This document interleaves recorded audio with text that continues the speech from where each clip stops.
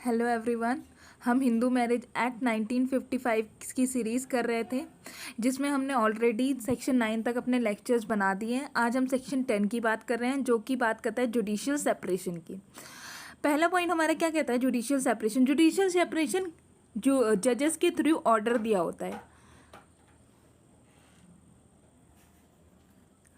First, judicial separation can only given in voidable and valid marriage.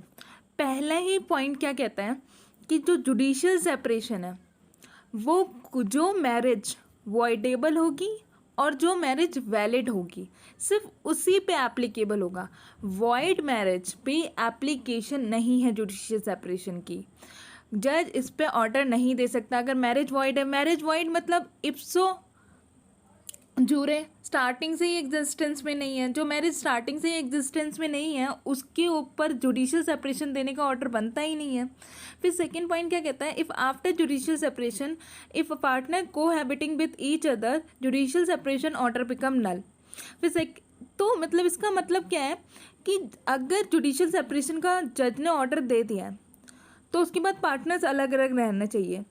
अगर partners कोहैबिटेट करते हैं तो उसी टाइम से जो जज का ऑर्डर था वो नल हो जाएगा, उसकी कोई वैलिडिटी नहीं रहेगी। उसके बाद वो ऑर्डर एग्जिस्टेंस में नहीं रहेगा।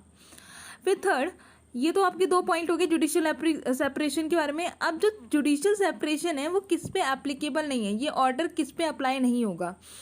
जो पर्सन री अनाउंस द वर्ड, जिस पर्सन ने वर्ड ही री अनाउंस कर दिया। वर्ड इन द सेंस मतलब उसने संन्यास ले लिया हो। सन्यासी सन्यासी सॉरी सन्यासी, मेरी राइटिंग इतनी अच्छी तो नहीं है लेकिन फिर भी आपको समझ आ रहा है। संन्यास ले लिया उसने अपनी सोसाइटी से ही, मतलब अपने पार्टनर की सोसाइटी से मोह त्याग दिया हो, मतलब फैमिली से मोह त्याग दिया हो। अब वो एक पीसफुल लाइफ रह रहा हो, अकेले रहना चाहता हो। जैसा आपने देखा भी होगा, पंडित लोग जो मतलब होते हैं वो लोग अपनी सोसाइटी से मोह त्याग देते हैं, तो वही सन्यासी। ठीक है, अब इसके बाद हम बात करते हैं सेकेंड पॉइंट क्या कहते हैं? Ceases to be Hindu. Ceases to be Hindu में मतलब कि वो किसी और रिलीजन में कन्वर्ट हो गया हो। वेदर, यहाँ पे देखें, वेदर मुस्लिम किसी पे भी कन्वर्ट हो गया हो, मुस्लिम में, ठीक है, पारसी में, जो भी रिलीजन हिंदू में नहीं आता। हमने पहले लेक्चर में मैंने आपको एक्सप्लेन करा है कि कौन कौन से रिलीजन नहीं आते हिंदू में। तो अगर उनमें कन्वर्ट हो जाता है तो उस पर तो जुडिशियल सेपरेशन एप्लीकेबल होगा ही नहीं। फिर थर्ड, प्रिजम्पशन ऑफ डेथ। मतलब अब ये प्रिजम्पशन ऑफ डेथ का पॉइंट कहाँ पे आता है?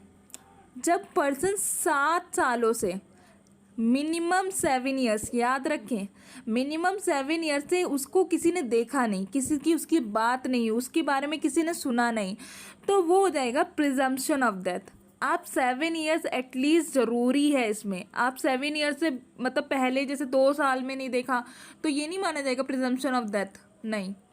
जिसका प्रिजम्पशन ऑफ डेथ 7 ईयर्स का ही टाइम होता है। तो अगर उस टाइम पीरियड में वाइफ से कोई कांटेक्ट नहीं है, फैमिली से कोई कांटेक्ट नहीं है, किसी को पता ही नहीं है वो इंसान कहाँ है, तो वहाँ पे जुडिशियल सेपरेशन अलाउ ही नहीं है। किसके साथ जुडिशियल सेपरेशन करेंगे? जब प्रिजम्पशन ऑफ डेथ उसको प्रिज्यूम कर चुके हैं कि शायद उसकी डेथ हो गई है। ठीक है, अब हम बात करते हैं सेक्शन 11 की, जो कि बात करता है वॉइड मैरिज की। इसका एक मैक्सिम था, वॉइड इप्सो जूरे। वॉइड इप्सो जूरे, इसका मतलब क्या है? Void from very beginning.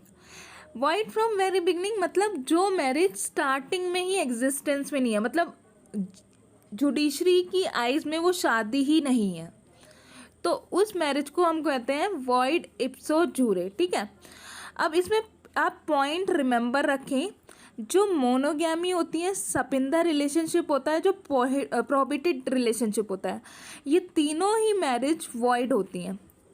मैंने इन तीनों के बारे में बताया है ऑलरेडी आपको। मोनोगैमी कौन सी मैरिज होती है? सपिंदा रिलेशनशिप क्या होता है, प्रोबेटेड रिलेशनशिप क्या होता है, मैंने आपको ऑलरेडी एक्सप्लेन करा हुआ है। आप पिछले के लेक्चर्स देखेंगे आपको आइडिया लग जाएगा ये सारे रिलेशन ये सब क्या है, ठीक है। तो इनमें जो बच्चे होते हैं उनको लेजिटिमेट ही माना जाएगा under section 16 of Hindu marriage act 1955।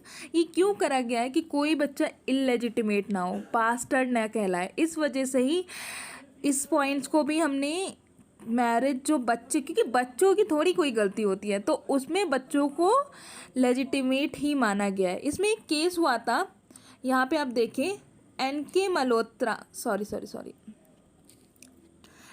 NM Malhotra versus union of India. इस केस में कोर्ट ने हेल्ड करा था कि जो वॉइड मैरिज है वो उसका कोई भी लीगल राइट नहीं है, मतलब कोई भी आके कोर्ट में आके उसके लिए अप्लाई नहीं कर सकता, ठीक है, क्योंकि वो ऑलरेडी एग्जिस्टेंस में नहीं है तो उसका कोई भी लीगल राइट और कॉन्सिक्वेंसेस नहीं है।